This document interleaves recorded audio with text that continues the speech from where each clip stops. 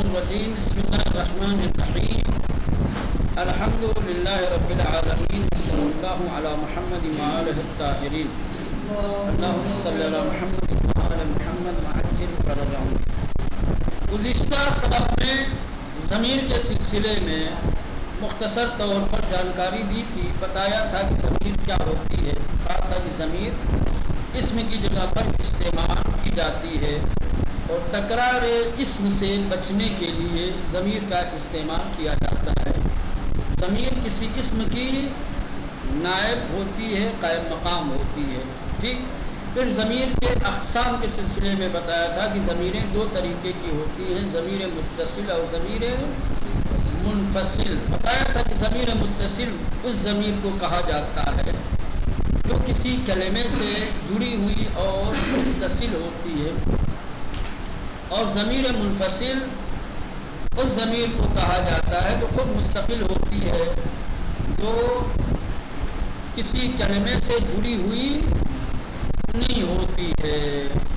اب یہاں پر آپ کی معلومات میں اضافے کے لیے یہ کہنا چاہتے ہیں کہ عربی زبان میں جس طرح اسم ظاہر الگ الگ طریقے کے ہوتے ہیں، اسم ظاہر کبھی جنس کے اعتبار سے مذکر ہوتا ہے، کبھی مؤنث، ٹھیک، کبھی واحد، کبھی تثنیہ، کبھی جمع، کبھی غائب، کبھی حاضر، کبھی متکلم۔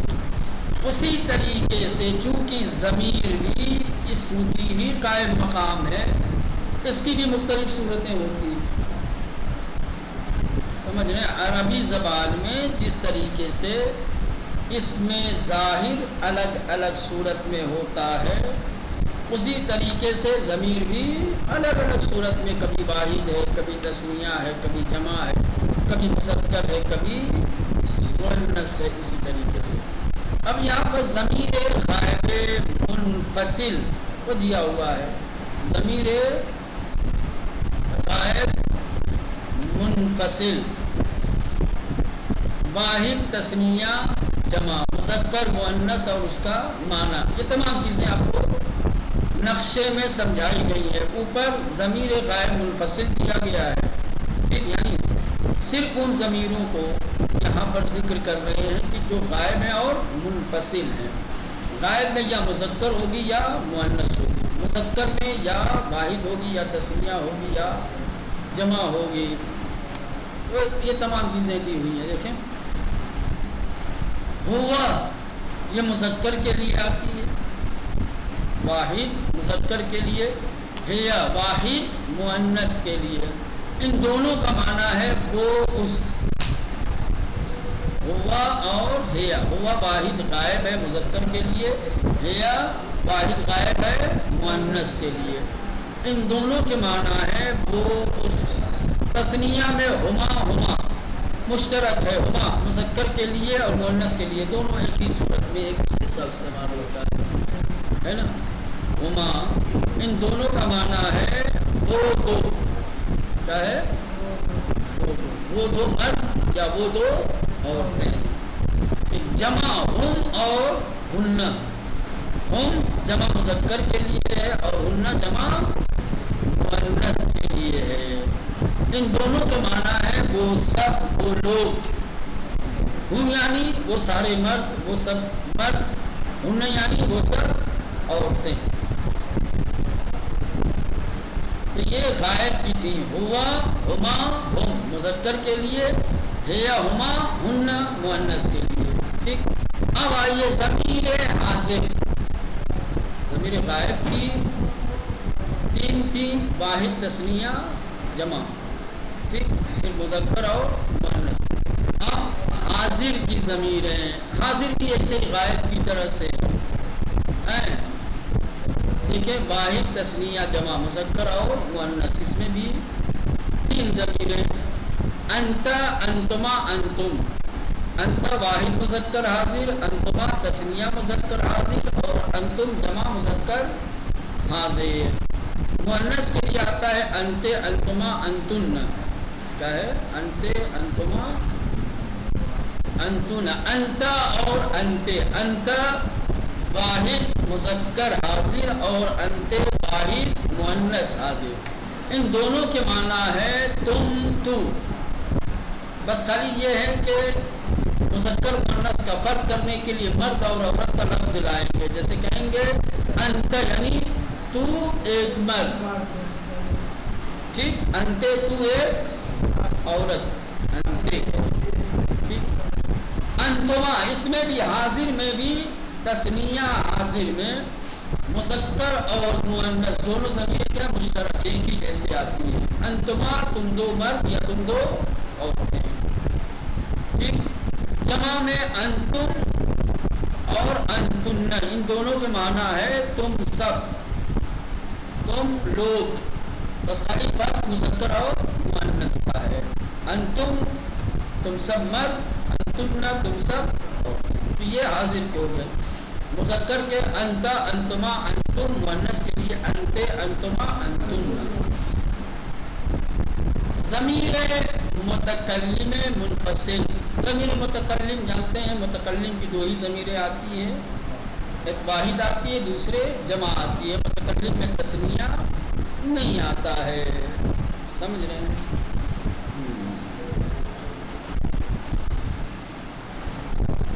بلکہ جمع میں ہی تثنیہ کو ایڈ کیا جاتا ہے اور تثنیہ کا شمار بھی جمع متکلم میں ہی ہوتا ہے. چلے مذکر اور مؤنث ایک ہی ہے. انا مرد کے لیے بھی انا ہے اور عورت کے لیے بھی انا ہے، یعنی میں ایک مرد یا میں ایک عورت. اور جمع متکلم نحن یہ بھی مشترک ہے، ٹھیک. اب آپ کے ہوش اور حضور ذہنی کا سوال، یہ جو ضمیر منفصل غائب حاضر متکلم کی ذکر کی گئی ہیں، کتنی ایسی ضمیریں ہیں جو مذکر اور مؤنث میں مشترک ہیں؟ جلدی سے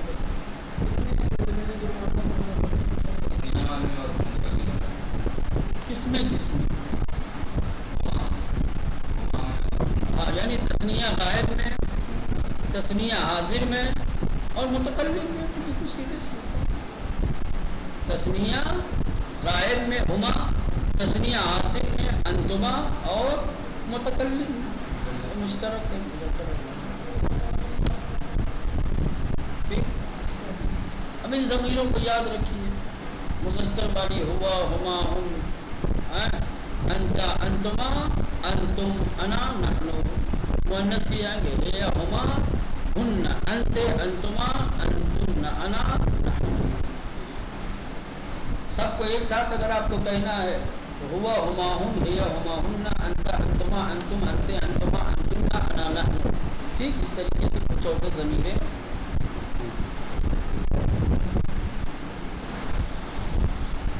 چلیں مشق درج ذیل قرآنی عبارتوں میں سے ضمیروں اور ان کے صیغوں کے ساتھ معین کیجیے اور درج ذیل نقشے میں لکھیے. نیچے کچھ قرآنی عبارتیں دی گئی ہیں. ان عبارتوں میں ضمیر منفصل جو ابھی آپ نے اوپر پڑھا، ٹھیک، عبارتوں میں جو ضمیر منفصل ہیں اور ضمیر کون سی ہے، جو صیغہ ہے ضمیر کا، نیچے نقشہ بنایا گیا ہے. جو ضمیر ہے اس ضمیر کو اسی نقشے کے کالم میں درج کیجیے، لکھیے کون سا صیغہ ہے. جیسے ابھی نیچے یہ نقشہ آپ دیکھیں، نیچے ضمیر لکھنا ہے پہلی لائن میں، پھر دوسری لائن میں واحد ہے، کیا ہے، تثنیہ ہے، جمع ہے، مذکر ہے، مؤنث ہے، کون سی ضمیر ہے وہ لکھنا ہے. سیمپل بھی دیا ہے دو، جیسے انت، انت ضمیر ہے، کس کی ضمیر ہے، واحد کی ہے. کس کی ہے، مذکر کی ہے، واحد مذکر. ٹھیک. انا واحد ہے، مذکر کے لیے بھی ہے اور مؤنث کے لیے بھی ہے. تو اس طریقے سے اب آئیے، انت انا تو ہو گیا. ہم اس کو لکھیں گے پہلے ضمیر، اس کے بعد ہم کس کی ہے، مذکر کی، اور کس کی ہے، جمع کی. جمع مذکر. ٹھیک ہے. اس کو لکھیں گے. ہوا العزیز الحکیم، ہوا پہلے ضمیر لکھیں گے، پہلے کالم میں، اس کے بعد ہوا مذکر کی ہے، مذکر میں لکھ دیں گے، اس کے بعد واحد ہے، واحد والے کالم میں نشان ایسے لگا دیں گے زمین میں. ٹھیک سمجھ میں آ رہی ہے؟ جی.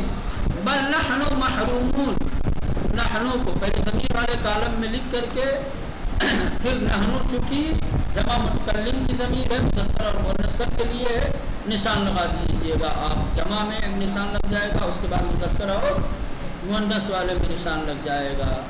انا، انا ضمیر ہے، یہ بھی واحد متکلم ہے تو واحد میں نشان لگ جائے گا. مذکر اور مؤنث دونوں کے لیے ہے تو مذکر اور مؤنث کے کالم میں نشان لگ جائے گا جیسے نشان لگا ہوگا. ٹھیک سمجھ میں آ گئی؟ یہ ایسے کرنا ہے. اب آئیے قیامت کی خصوصیات. ٹھیک قیامت کے خصوصیات، اس سے پہلے کے دروس میں بھی قیامت کی کچھ خصوصیات ذکر کی گئی تھی. آئندہ آنے والی آیتوں میں بھی کچھ قیامت کی خصوصیات، یا یوں کہا جائے کہ وہ آیتیں جن آیتوں میں قیامت کی کچھ خصوصیات بیان کی گئی ہیں وہ آیتیں نیچے آئیں گی.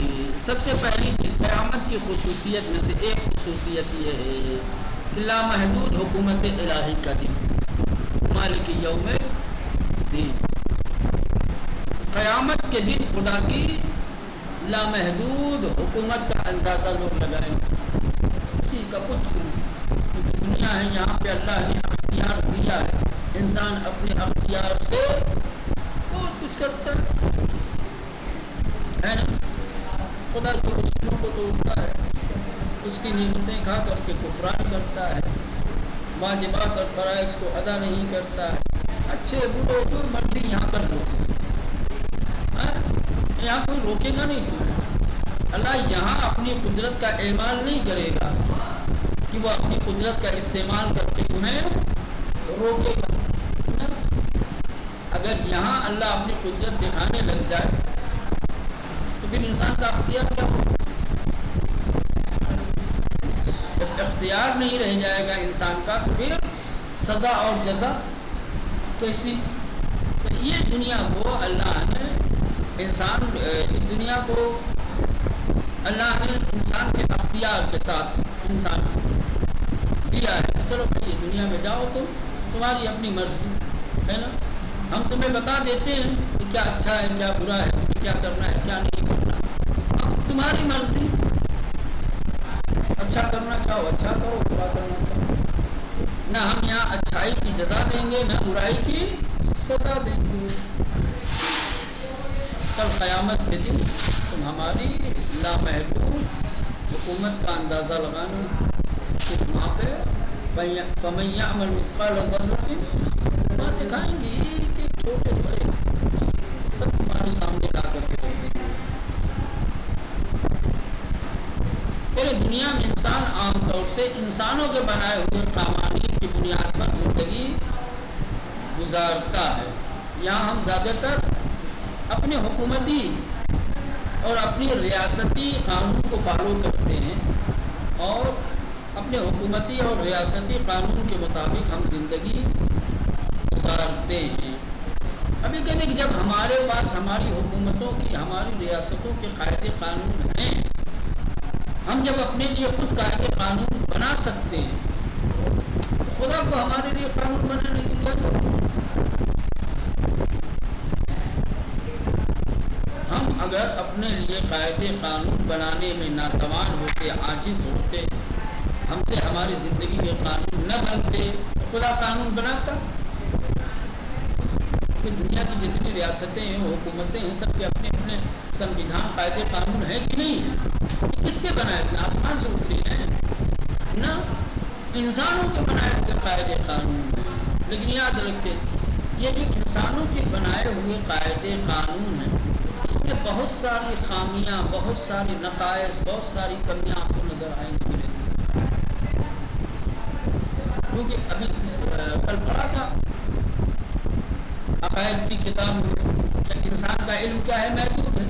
اب ظاہر سی بات ہے جب انسان محدود علم کے ساتھ، محدود علم کی بنا پر اپنے لیے قاعدہ قانون بنائے گا تو ظاہر سی بات ہے اس کے قاعدے قانون میں نقص اور عیب ممکن ہے۔ مثلاً کہتے ہیں کہ کسی پر ظلم کے نتیجے میں قانون اور سزا سے فرار کا امکان پایا جاتا ہے۔ ہمارے یہاں ہے ہر ظلم کی سزا ہے، ہر ظلم کے لیے قاعدہ قانون بنا ہوا ہے نا؟ لیکن کیا ہر ظلم کرنے والے کو قاعدے قانون کے مطابق سزا ملتی ہے؟ نا، جو گرفت میں آتا ہے تو سزا ملتی ہے، اگر نکل گیا تو مولانا آپ نے ایک کا قتل کیا، کوئی سراغ نہیں چھوڑا، کسی نے دیکھا نہیں، کوئی شاہد نہیں، کوئی گواہ نہیں، ہمارے ملک میں قاتل کے لیے قاعدہ قانون ہے کہ نہیں ہے نا؟ لیکن آپ چاہیں تو قتل کی سزا سے بچنے کے لیے قتل کرنے کے بعد کوئی سراغ نہ چھوڑے، بچ جائیں گے آپ۔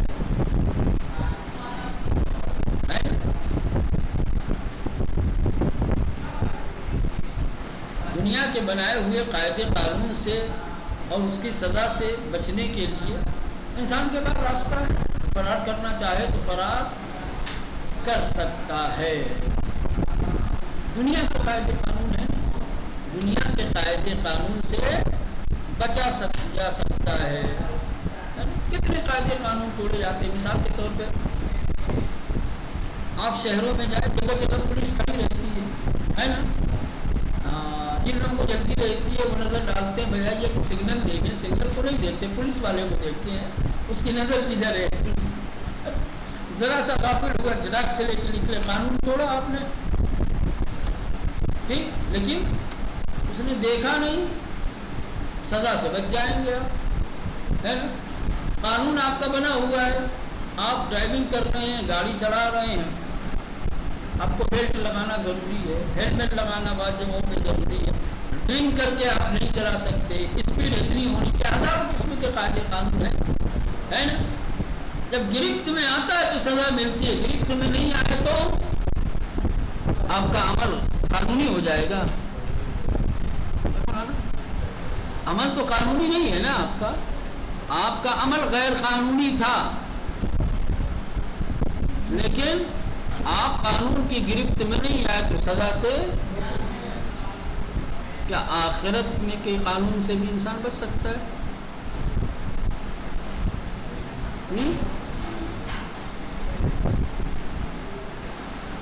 قیامت کے قانون آخرت کے قوانین دنیا کے قوانین سے جدا ہیں، الگ ہیں۔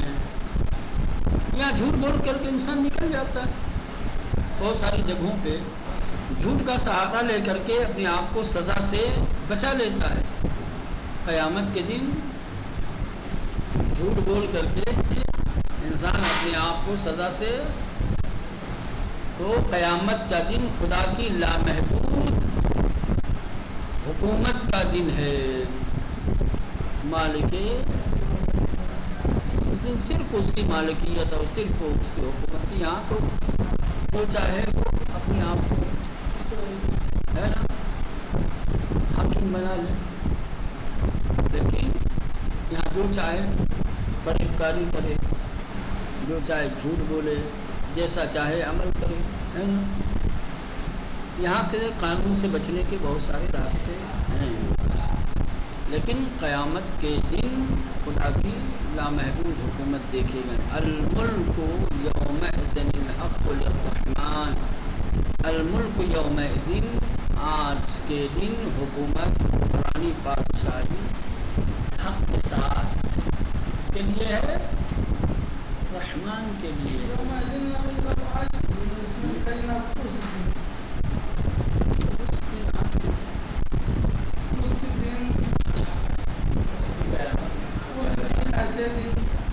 چلو ایسے اس دن پہلے، اس دن بادشاہ اس حق والے دن، ایسے کرو، اس حق والے دن بادشاہت اور حکمرانی رحمان کے لیے ہے۔ اب یہاں سے ایک چیز یہ قیامت کے دن کی ایک خاصیت یہ ہے کہ اس دن حکومت اور بادشاہت صرف اور صرف خدا کی ہوگی، اور وہ بھی حکومت لامحدود، دوسرے کسی پر بھی ظلم نہیں ہوگا۔ یہاں بہت سارے لوگوں پر ظلم ہوتا ہے نا، لیکن وہاں پر ذرہ برابر کسی کے اوپر ظلم و ستم نہیں ہوگا۔ ہر انسان اپنے کیے کا نتیجہ دیکھے گا، جو کیا ہوگا اچھا کیا ہوگا اچھا نتیجہ دیکھے گا۔ ایسا نہیں ہو سکتا کہ کسی نے جو ہے برا کیا ہو تو اس کو جزا دے دی جائے، یا جس نے برا کیا ہو جس نے اچھا کیا اس کو سزا دی جائے، اور جس نے برا کیا اس کو جزا دی جائے۔ جو انسان کر کے جائے گا یہاں سے جیسا کیا ہوگا ویسے اس کو جزا ملے گی۔ الیوم تجزی کل نفس، آج جزا دی جائے گی کل نفس، ہر شخص کو، ہر نفس کو، بما، وہ یا ایسی کسبت، جس کو اس نے کسب کیا ہے، حاصل کیا۔ لا ظلم اليوم، آج کوئی ظلم نہیں ہوگا۔ ان اللہ سریع الحساب، بے شک اللہ تیزی کے ساتھ حساب لینے والا ہے۔ تو دوسری چیز یہ ہے، ہر شخص کو اس کے عمل کی جزا ملے گی، کسی پر ذرہ برابر ظلم نہیں ہوگا۔ تیسری خصوصیت، عدل و انصاف سے فرار ممکن نہ ہوگا۔ عدل الہی سے کوئی فرار نہیں کر سکتا۔ جو فیصلہ سنا دیا جائے گا اس کو ماننا ہے، تسلیم کرنا ہے، اس کو اس کے کردار تک، اس کے عمل کی جزا تک لے جایا جائے گا۔ یہاں عدالتوں سے فرار ممکن ہے نا؟ کتنے لوگ عدالتوں سے بھاگ جاتے ہیں، جھوٹ فساد کر کے کیا ہے اپنے آپ کو بچا لیتے ہیں۔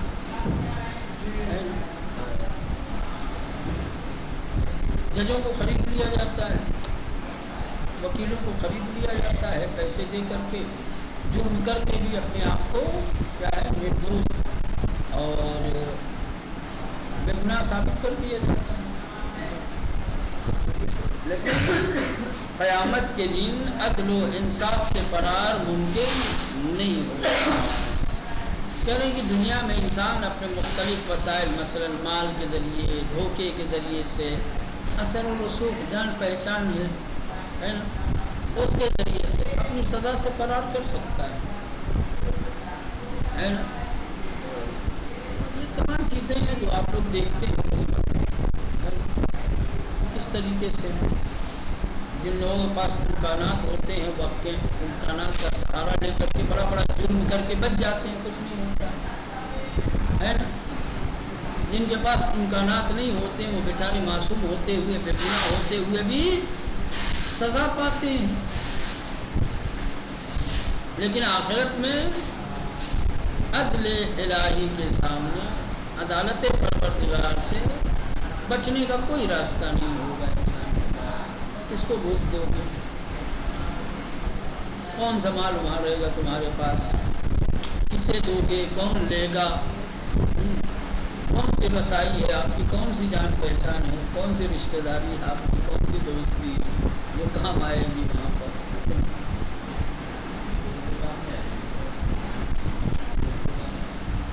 اس مرحلے میں تو نہیں کام آئے گی۔ وہ اہل بیت اطہار علیہ السلام کی جو دوستی ہے اس کا ایک الگ مسئلہ ہے نا؟